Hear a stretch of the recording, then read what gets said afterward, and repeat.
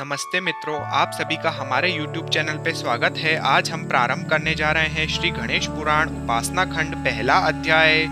ऋषियों ने कहा, हे महाबुद्धिमान वेद शास्त्र विशारद सूत जी, आप समस्त विद्याओं के निधि रूप हैं। आपसे बढ़कर श्रेष्ठ वक्ता और कोई नहीं है। हमारे जन्म जन्मांतरीय महान पुण्यों का उदय हुआ है, जो कि आप जैसे सर्वज्ञ सत्पुरुष का दर्शन हो रहा है।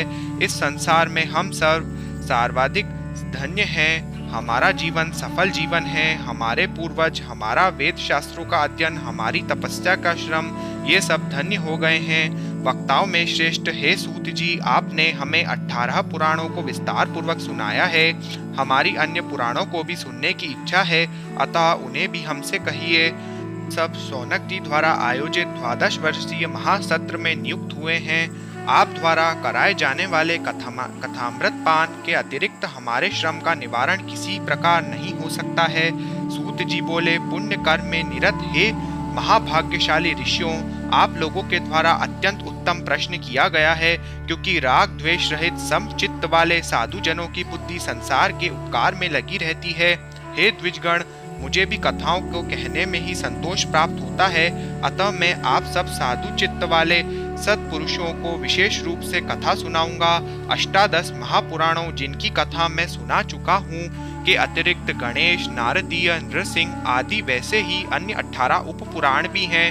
उनमें जो गणेश जी से संबंधित गणेश पुराण है, उसका प्रवचन मैं सर्वप्रथम करूंगा, जिसका कि विशेष रूप से मृत्युलोक में श्रवण दुर्लभ है। जिस गणेश पुराण के श्रवण मात्र से मनुष्य कृतकृत्य हो जाता है, जिसके प्रभाव को कहने में शस्त्र मुख वाले शेष जी और चतुर्मुख ब्रह्मा जी भी समर्थ नहीं हैं, तो भी मैं आप सबकी आज्ञा से इसको संक्षेप में कहूंगा। बहुत से जन्मों के पुण्यों के एकत्र होने से ही इसका श्रवण होता है। पाखंडियों, नास्तिकों और पाप कर्मियों को इसका श्रवण संभव ही नहीं है।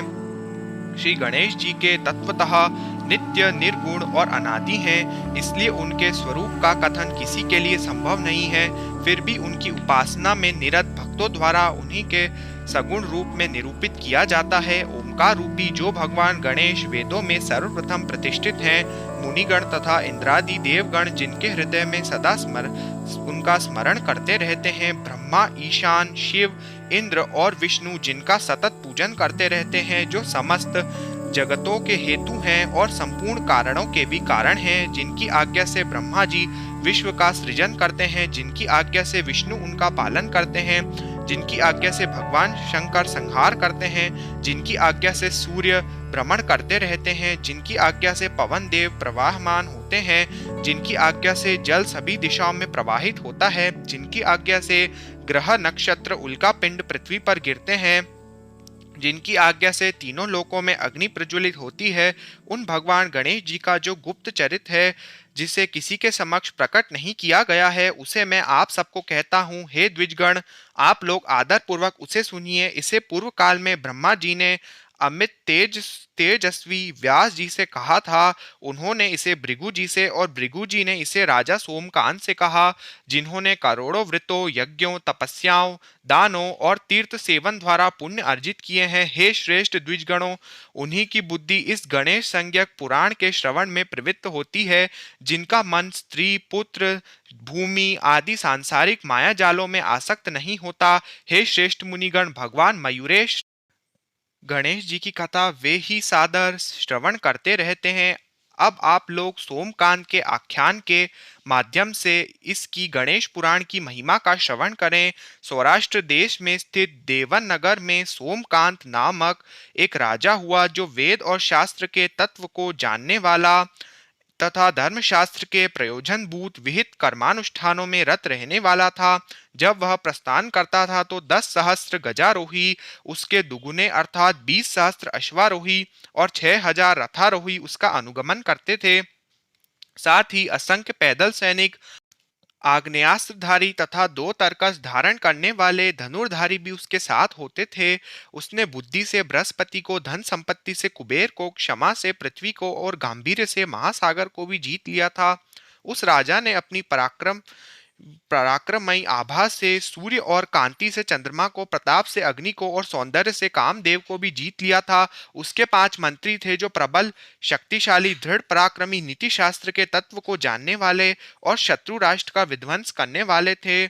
उनमें से प्रथम का नाम रूपवान, दूसरे का विद्याधीश, तीसरे का क्षेमंकर, चौथे का ज्ञानगम्य और पांचवे का सुबल नाम था। ये सभी नित्य राज्य कार्य करने वाले और राजा के अत्यंत प्रिय थे। उन्होंने अनेक देशों पर आक्रमण करके अपने पराक्रम से उन्हें भी जीत लिया था। वे सभी अत्यंत सुंदर थे तथा अनेक प्रकार के आभूषणों और वस्त्रों से अलंकृत रहते थे।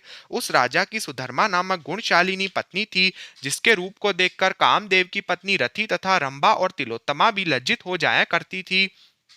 वे न कहीं सुख पाती थी न कहीं सुख मनाती थी।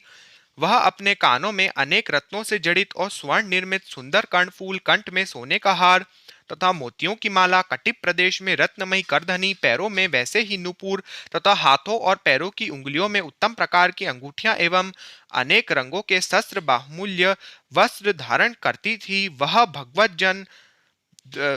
जन दान एवं अतिथि सत्कर्मों में लगी रहती थी तथा पति सेवा और उनके वचनों को पालन करने में सदा ही संलग्न रहती थी।